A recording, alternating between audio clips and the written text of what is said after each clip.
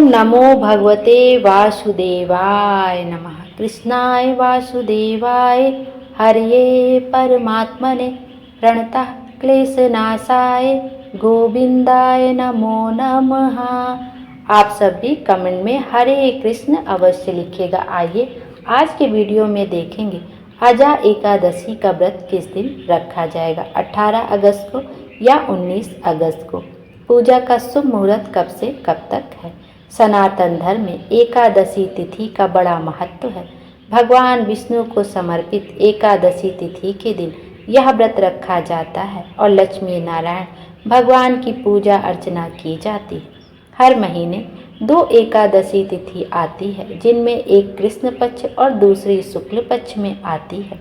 भाद्रपद मास का कृष्ण पक्ष चल रहा है और इस पक्ष की एकादशी तिथि को अजा एकादशी के तौर पर जाना जाता है। अजा एकादशी का व्रत रखने से न सिर्फ रोग दोष दुख दर्द दूर होते हैं, बल्कि जीवन में सुख समृद्धि भी आती है। आइए जानते हैं अजा एकादशी का व्रत किस दिन रखा जाएगा। भाद्रपद मास के कृष्ण पक्ष की एकादशी तिथि 18 अगस्त को शाम 5:23 पर शुरू होगी और 19 अगस्त को दोपहर में 3:33 पर समाप्त होगी। हमारे सनातन धर्म में उदया तिथि मान्य है, तो उदया तिथि के अनुसार 19 अगस्त को अजा एकादशी का व्रत रखा जाएगा। इस बार अजा एकादशी पर कई सारे शुभ योग बन रहे हैं।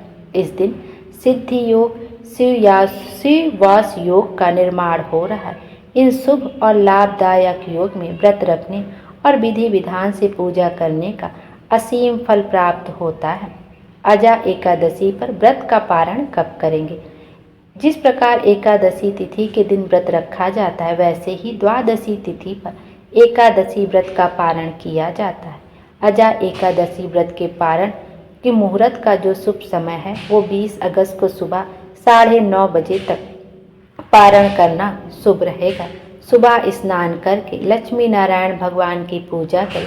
इसके बाद तुलसी के पत्ते का सेवन करके ही अपना व्रत खोलें। अजा एकादशी व्रत का महत्व।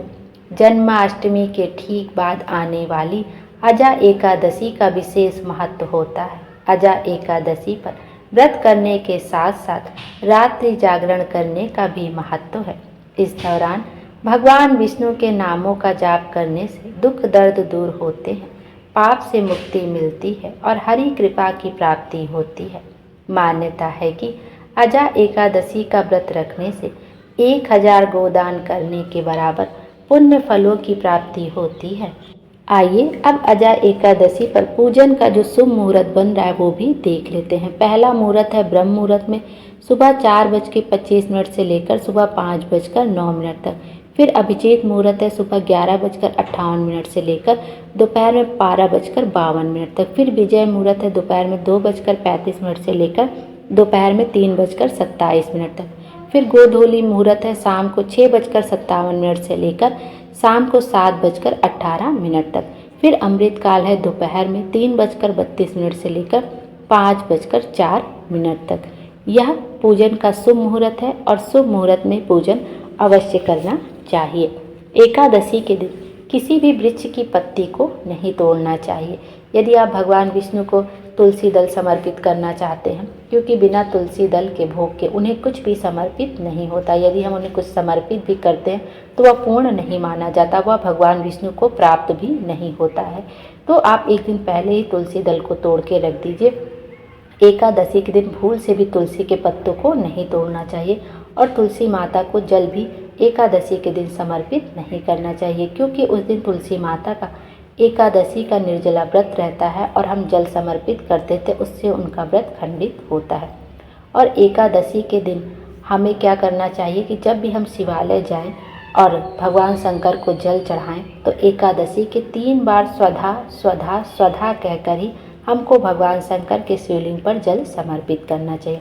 भगवान विष्णु हम सब की मनोकामना पूर्ण करें और हमारे जीवन को खुशियों से भर दे। Thank you.